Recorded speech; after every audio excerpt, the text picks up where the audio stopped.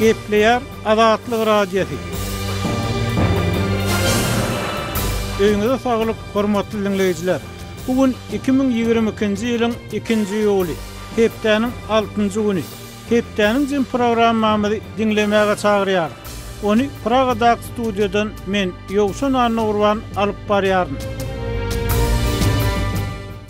Bu hepde Putin uruş başlaly bäri amala asyrýan ilkinji daşary ýurt saparlarynyň çägini Türkmenistana barýar. Aşy Assuhowa sewtlerde günnelik durmuşy bökdeýär. Bilermen 6-njy Hazar sammitiniň diňe formallykdan ibaratdygyny aýdýar. Täzeligi garaşylmaýar diýen atlan çap edilen habarlarymyz we gepleşiklerimiz hem okolonlaryň hem köp dinlenenleriň bäşligine giripdir. Türkmenistanlylar ýurda dolanmak üçin $3000 çenli para bermeli bolýar. 4 Türkmenistanly Russiýada dükan rup tutuldy diýen atlan çap edilen habarlarymyz köp okolonlaryň bäşligine giripdir. Türkmenistany dolanýan raýatlarda maymun mamany anyklamak boýunça bir barlyklar geçirilýär. Marada polisiýanyň ýol gödäwçiligi gullugynyň işgärleri sürüjilere jerime ýazmak işlerini dowam etdirýärler diýen atlan çap edilen gepleşiklerimiz hem köp dinlenenleriň bäşligine giripdir.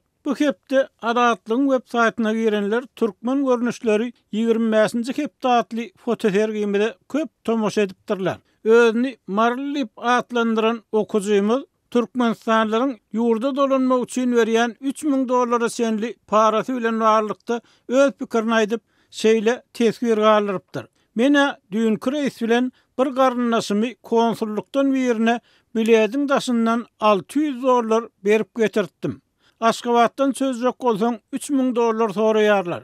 Ýöne Angrin konsullugyna çyksaň bärlek bolýan ekeni. Elbetde bir marly okujymyzyň galdyran tesbiri. Hormatly dinleýijiler, siz hem Azatlygyň bolýan temalary, berýän habarlar bilen barlykda özüňizde bar bolan pikirleri, maglumatlary tesbir görnüşinde makalaryň aşagyna ýazyp galdyryp bilersiňiz.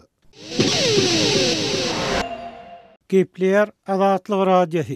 Hepdeniň jeminiň leýärsiňiz. Azatlygyň günnelik dinleýijileriniň bilşeýäli bu hepdeniň habarlaryna hem Türkmenistanly migrantlaryň pasport täzelemek, ýurda dolanmak kynçylyklary uly ornally. Ýöne bu habarlary işli bolup hepdeniň ahyryna gysgaça dinlemek umydy bilen duşundan geçiren dinleýijilerimiň hem bolmagy mümkin. Emma bu habarlardan Türkmen häkimiýetleriniň dowam etdirýän mejbur çäreleri we Gurbanguly Berdimuhammedowyň ýaş toýu bilen bagly dawaralaryň ýöneki adamlaryň durmuşyna döredýän kynçylyklary barada durup geçelim. Lewap vilayatynyň dolandyrys merkezi Türkmenawatda 15 ýyllyk häkimiýeti döwründe adam hukuklaryny berkdepelemekde tanqidlenen Gurbanguly Berdimuhammedowyň 65 ýaşynyň dolmagy münasibetli kanun goraýjy gullyklaryň işgärlerini Sultanda ýol polisiýasyna bayramçylyk libaslaryny ýagny ak köýnekde işlemek buýruldy. Mundan başga Türkmenawatly büdjetçilere iş saatlarından soň şäheriň seýilgählerinde gurnuljak aýdym saat konsertlerini hukmany gatnaşmalydygy tawsyryldy. Bugün Türkmenawatda howanyň temperaturasynyň 46 gradusa çenli gyzmagyna garaşylýar. Bu jokrama yssyda daşary umuman çykarýaly däl. Günüň şöhleleri beýnini gaýnadyp gelýär. Emma muňa hem garamazdan ýol başçylar seýilgählerde hukmany şadýan uly märekäniň bolmalydygyny aýdyp, ähli işgäriň işinden soň günü bir taraplyk seýilgähine barmalydygyny aýtdylar. Olar kimin gelip gelmändige barada sanawyň ýörediljakdygyny, gelmedikleriň hem işinden boşadyljakdygyny duýdurdular. Diýip häkimligiň atlandyrylmasyzlygyny soran bir işgäri 29 iýunda ýerden gurrun berdi. Seýlede yerli bilim işgärlerine Türkmenawatyň Akköý binasynda günortan saat 15:00-da geçirilýän aýdym saat çäresine hukmany barmalydygy aýdyldy. Molimlere beýleki büdjetçiler bilen birlikde Agöýüň oturuşlaryny doldurmak tawşyryldy. Bu çäre gatnaşjaklaryň seýilgählere gelmeli edilenlerden tapawutlykda hukmany milli libaslarda bolmalydygy aýdyldy. Diýip yerli mugallimlaryň biri 28 iýunda belledi. Sol bir wagtda Türkmen hökümeti ýurduň agyr ykdysady çökgünlik, adyk ketmezçiligi bilen ýüzbe-ýüz bolýan mahaly adatça bolşýaly. Bu hili dawarlary çykarılan mali teristleri barada asla maglumat bermeýär. Mundan öňki ýyllarda Gurbanuly Berdimuhammedowyň dogulun gününe gabat gurnalan dawarlaryň iň gözi ileni 2013-nji ýylda bolupdy. Sonda Amerikan belli aydymçysy Jennifer Lopez'in Berdimuhammedowy 56 ýaşynyň dolmagy münasibetli çykyşy üçin $1,5 milyon möçberinde pul gazanandygy aýdylypdy. Sol bir wagtda Lopez'in Berdimuhammedowyň sanyna dogulun günüňiz gutly bolsun, jenap prezident diýip hiňlenmegi adam hukuklaryny goraýjy aktivistleriň gahar gazabyny getiripdi. Happy birthday to you. Happy birthday, Mr. President. Lopez'in Türkmen lideriniň dogulun gününde aýdym aýtmagy dünýä medeniýetinde de bir tanqida tezi bar bolupdy. Forbes nesrinde Jennifer Lopez'in süýgüsiniň bahasy bar. Türkmenistanyň diktatory üçin çykyş edýär atly makala hem çap bolupdy. Köp sany tanqidlaryň izi bilen Jennifer Lopez'in wekili beýanat ýaýratdy. Onda hususan da eger de Türkmenistanda adam hukuklary bilen bagly islendik mesele barada bilinen bolsa-da Jennifer bu çara gatnaşmazdy diýip bellenipdi. Türkmenistan'daki dogulun gün dawaralarynyň Istanbul'daki Türkmen konsullugynyň öňüne geçeli. Sosial mediada we garaşsyz habar neşirlerine çykkan maglumatlardan ma'lum bolşuna görä Türkmenistanlylaryň pasport krizisi dowam edýär. Bu krizis hususan Istanbul'daki Türkmen konsullugynyň öňündäki nowatlardan gowurýar. Türkmenistan mundan ýurt içindäki azyk çörek manat nagtlaşdyrmak nowatlary bilen bilinen bolsa, inni pasport nowatlary bilen hem belli boljagy meňdýär. Mundan odal pasport nowatlary diýen düşünje ýok ýaly. Ýa-men odal bilmeýänlerini Türkiýede ýaşaýan dinleýijilerimiziň biri adatlyk bilen anonim söhbetdeşlikde aýtdy. Bu temany kardeşim gödel dowam etdirýär. Türkmenistanyň Istanbuldaky konsullugynyň öňünde ullakan nowatlar saklanýar. Türkmenistanyň raýatlary binanyň öňünde köpçülikden ýygnanyp möhleti geçen pasport problemasyny çözmek üçin birnäçe ünläp nowaty durmaly bolýar. Türkmenistan soňky wagtda Türkiýedäki raýatlarynyň möhleti geçen pasportlaryny uzaldyp başlady. Şu sebäpden her gün ýüzlerçe adam ýerden konsullugyň binasyna ýygnanýar we edaranyň kabul ediş wagty gutarýança nowatyna garaşýar. Azatlyk radiosynyň Istanbuldaky habarçysy Mansur Magamedowyň sözlerine görä soňky ýyllarda möhleti geçen biometrik pasportlaryna eýi bolan raýatlar üçin pasportlar täzelenýär. Habarçymyzyň sözlerine görä raýatlaryň ellerindäki pasportlaryň geçen möhleti 2024-nji ýyla çenli uzaldylýar. Köne pasportlara olaryň möhletiniň 2024-nji ýyla çenli uzaldylandygyny görkezýän möhür basylýar. Zagram pasportu bolanlar hemmesi 2024-nji dekabr aýyna çenli pasportlary uzaldyp berilýär. 2020-de dolan, 2022-de dolan, 2019-da dolan pasportlary 2024-nň ahyrına çenli uzaldyp berilýär. Şu öňkü pasportyna peçat basy. Şu 2024-de çenli geçerli diýip. Habarçynyň sözlerine görä biometrik pasporty bolmadyk we köne türkmen pasportlary bilen Türkiýede ýaşaýan Türkmenistanyň raýatlaryna bolsa watanyny uçmagy mümkinçilik döredýän kagyd berilýär. Olar soň ýurduna aşan soň pasport almak üçin ýaşaýan ýerindäki migrasiýa gullugyna ýüz tutmaly bolýar. Pasport meselesi soňky 10 ýyllykda türkmen raýatlary üçin iň agyr mesele bolmagynda galýar. 2009-njy ýylda Türkmenistan tarapyndan täze biometrik pasportlar girilenden soň daşary ýurtlarda bolan ýüzlerçe müň türkmen raýaty täze pasport alyp bilmändi we bir kanun ýagdaýda galypdy. Türkiýe iň köp türkmen migrantynyň ýaşaýan ýurdy hasaplanýar. Türkiýanyň resmi sanlaryna görä ýurtda 241 müň türkmen raýaty ýaşaýar. Garaşsyz çeşmelere görä hakyky san birnäçesi köp. Türkmenistan şu çaka çenli öz raýatlaryna daşary ýurtlarda pasport bermedi.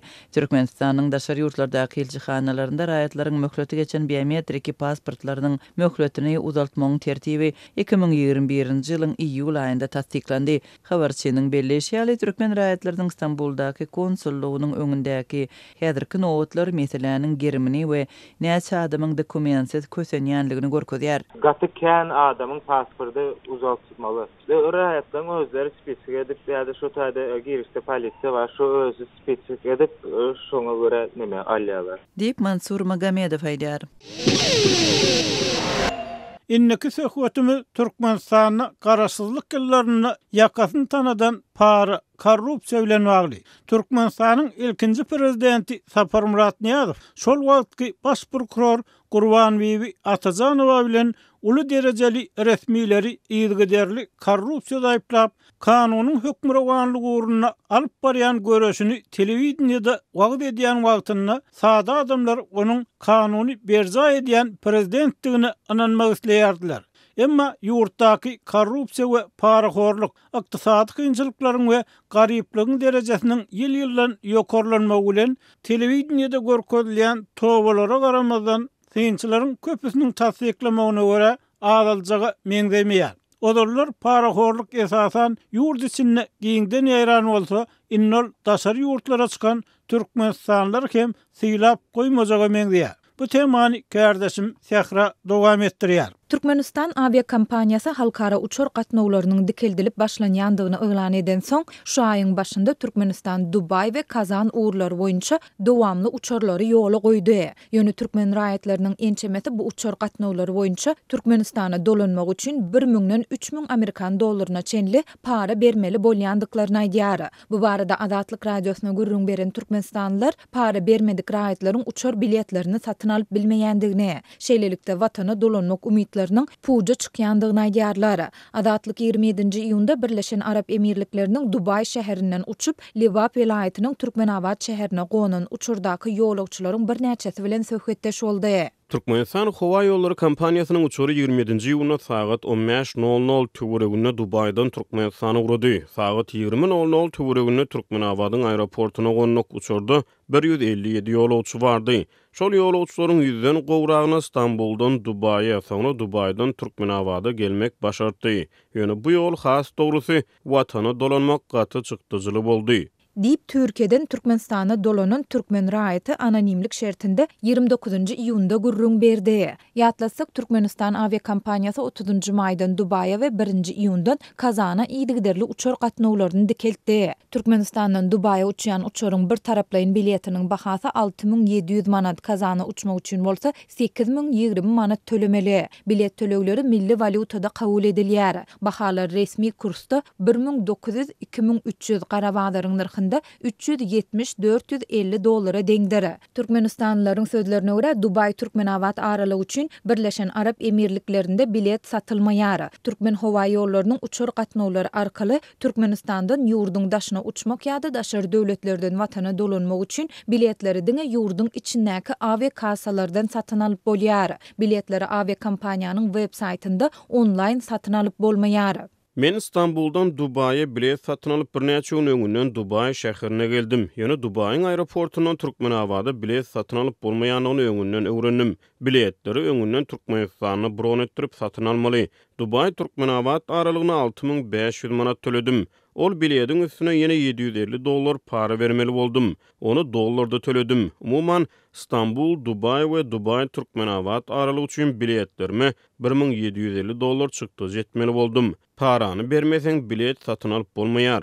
Diýip türkmen raýaty aýtdy. Pandemiýanyň başyndan bäri öz çäginde koronawirusyň ýeke hadisasynyň hem hasaba alynmandygyny öňe sürýän Türkmenistan virus sebäpli 2020-nji ýylyň martynda ähli halkara uçuşlary ýatyrypdy. Şondan soň müňlerçe türkmen raýaty watanyna dolanyp bilmän dürli ýurtlarda agyr ýagdaýda galandygyny, türkmen wekilleriniň hem olara himayet etmeýändigini gurrun beripdiler. Türkiýede raýatlarymyz maşallary üçin gadan çedýärler. Türkmen ýolbaşçylary bolsa kürsüde oturan ýerinden olaryň gara der döküp gadanan pullaryny para hökmünde alýarlar diýip türkmen raýaty sözüni jemledi. Adatlyk baýdylanlar barada Türkmenistan aviakompaniýasyndan kommentariýa alyp bilmedi. Mundan başga adatlyk bilen söhbetdeş bolan başga 4 Türkmenistanly pandemiýa sebäpli Türkiýede galandyklaryny, käte gurnalýan uçur gatnawlaryna bilet tapdyrmaýandygyny gurrun berdi. Şol bir wagtda olar Istanbuldaky Türkmen konsulxanasyndaky bir adamyň Türkmenistana dolanmaga kömek etmek üçin özlerinden 2000 Amerikan dollary möçberinde para soraýandygyny aýtdylar.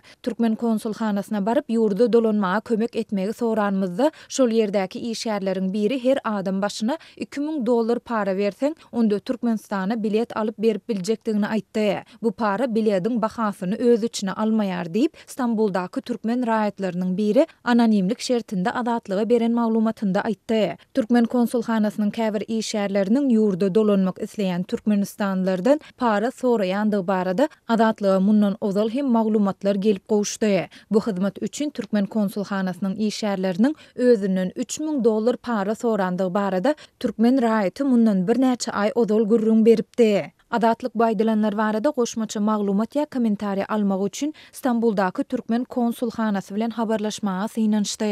Ýöne redaksiýamyzyň 29-njy iýunda yerli wagt bilen sagat 11:00 14:00 aralygynda telefon arkaly eden synanşyklary netije bermedi. Hormatly dinleýijiler, hepdäniň zemini Türkmenistanyň poeziýanyň şygyrýetin ýagdaý baradaky söhbet bilen dowam etdirýär.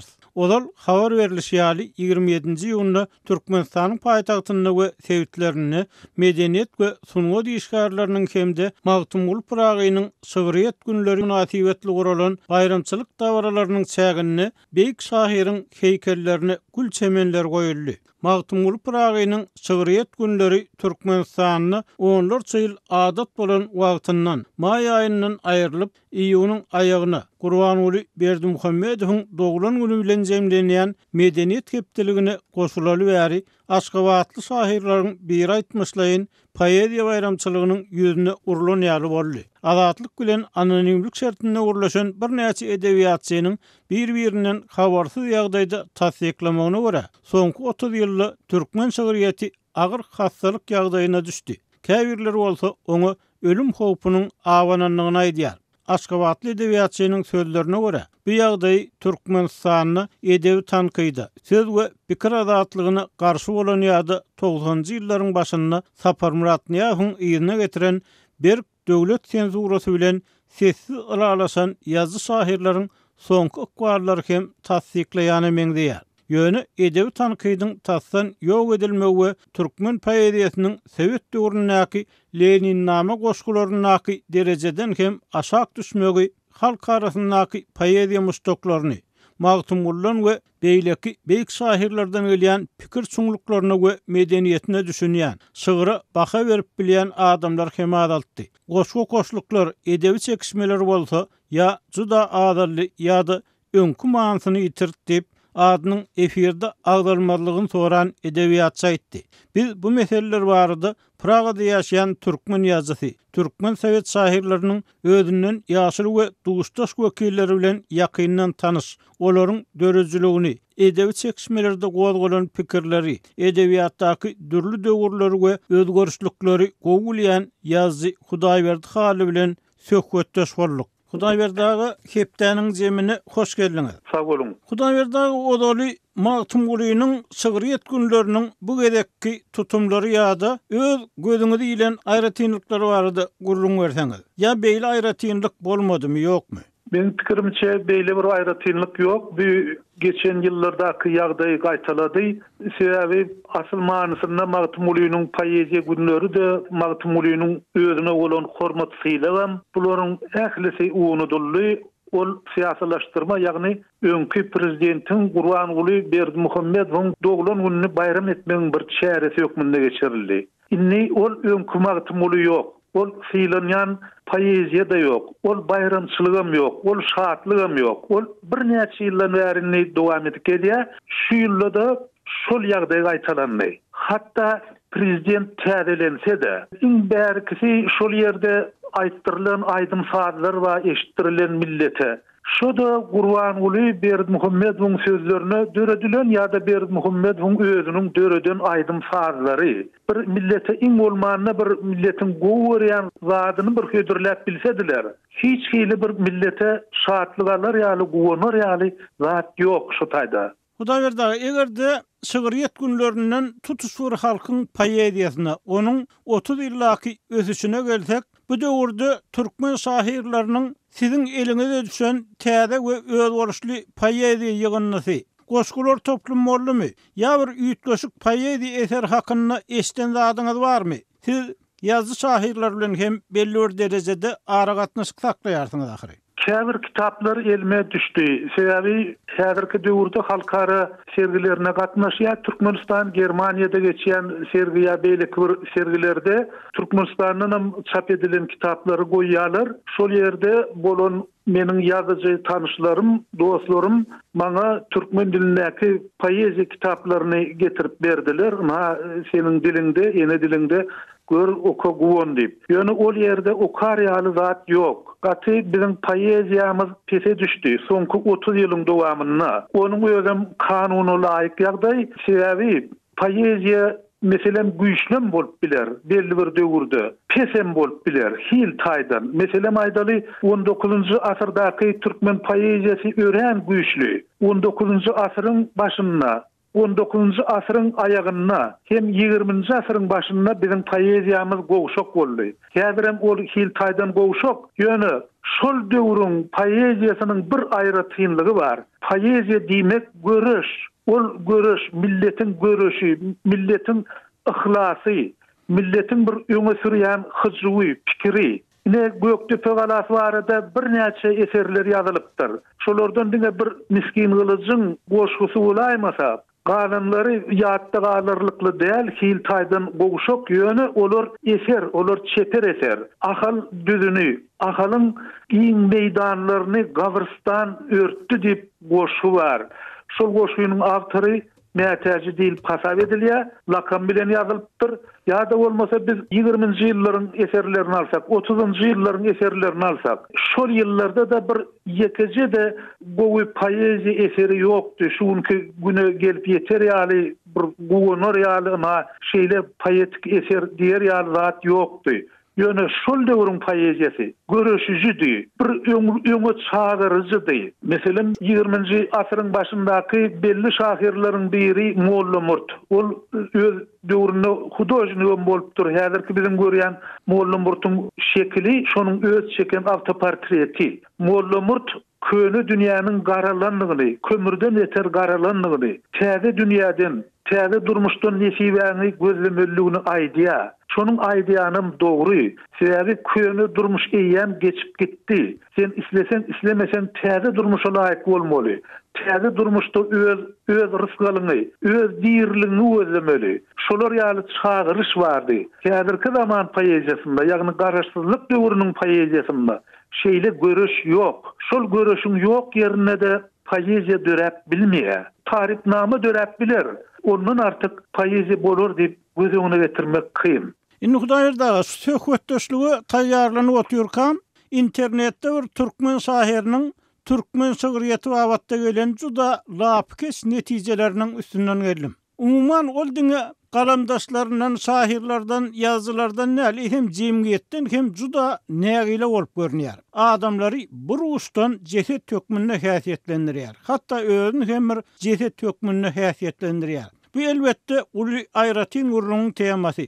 Şahirin adyny aýtmaýyn, birinciden ol aradan çykypdyr, ikinciden bu goşgularyň onun ady bilen resmi çap edilen ýerini görmedim we ýalňyşmagym mümkin. Ýöne kär misallary siz bilen hem de dinleyijiler bilen paýlaşasym gelýär. Birinji misal, ölü, yarım ölü goşgujuk doğurup, eýdip ile meşhur bolan Şepejik, beýdip halk şahiri bolan Süpüjek, poeziýa ýelmeşen Porsi Hapazyk, göýdük goşgularyň gawrystanyna, edebiýatyň şahsy alhamana, mawtumula sapak görýär, şygyrdan pitçiň atyp nepes bilen kemine. İkinji misal, yaramaz şahirler, yalan şahirler, goşgularyňyz näme beýle yaramaz, sizi beýle palak edip, pak edip, yaradyp billike nädip yaradan, okapda bolmaýan şygyrjyk ýazyp, hayran men siz onum ýatdan bilýäňiz, Hudaý talant bermänmişde cehennem bolaýmal dälmi näme kelläňiz. Siz bu tankydy nähil garaýarsyňyz? Eýsem, türkmen şöhretiniň wekilleriniň arasynda emile gelen ýagdaý barada dogurdanam şunun ýaly eserleri, goşgulary döreden adamlaryň hem bolmagy mümkinmi başgada? Siz bu ýagdaýa nähil garaýaňyz? Dogurdanam olar ýagdaýy düşünýärlermi? Kähalatda ýazylýan, çap edilýän goşgulara seretseň, olar hiç bir zada düşünmeýän ýaly. Dogurdanam şu öňe Sowet propagandasyna soňam soňky propaganda gulluk etmeli, şahirlik şol diýip pikir edýän ýaly. Emma käbir goşgu setirlerine seretseň, olar emile gelen ýagdaýa öz düşen ýagdaýlaryny düşünýän ýaly. Şeýle tankydy garap bilýän adamlar bar, onu men düşünýän, olaryň bardygyna da inanýan. Meselem, sen şu okan setirleriň awtorynyň häzir ýokdugyny, merhumdugyny aýtdyň. Beýleki bir biziň ýoldaşymyz Osman Haliýew Osman Hallı bäni ulu şahir ol benne de dünýäden ötdi.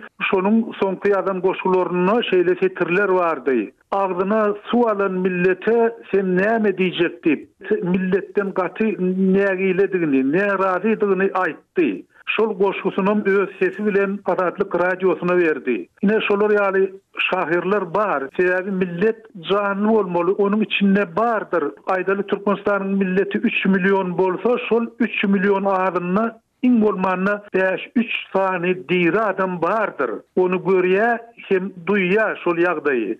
Şonuň üçin şeýle söz diýip biler. Onuň diýmäni meniň pikirimçe doly haky var. Hem moral haky var, hem öz borcu hökmünde ona haklı bolup durýar. Şolar ýaly adamlar bar. Ýöne ol adamlaryň sesi çykmaýar, olar eşitilmeýär. Ben yine bir fakt aýdyn. 40-njy ýyllarda, 45-nji ýyl bolsa gerek, Tejenne Nurmurat adly bir şahir ýaşap geçipdir. Soň men ol adamyň ýygyny tapyp bilmedim. Ýöne ady belki adymda galdy. Nurmurat Sarganowyň ýazyjy Nurmurat Sarganow bilen atdaş. Şol adamyň Stalin barada goşgulary bar eken. Sen milleti türmäge bastın. Sen milleti maşgalasyndan aýyrdyň, sürgün etdiň. Sen öz milletini gyrdyň diýip 45-nji ýylda goşu ýazypdyr. Ine şolar ýaly adam bardy. Ýöne şol adamy hiç kim öwrenmedi. Hiç kim şol adamyň golaýyny baryp bilmedi. Bunu men mysal ýokmyň aýdýanna. Şoňa görä häzirki döwürde de hut şolar ýaly adamyň bardygyna men inanýan, şolar ýaly eserleriň döreýänligine de inanýan. Ýöne gynançly tarapy olar aşa ağır, aşa çäkli adam, fanlyjy adam. Eger olar ýüze çyksalar, onu da şo wagtyň özünde ýok edýärler.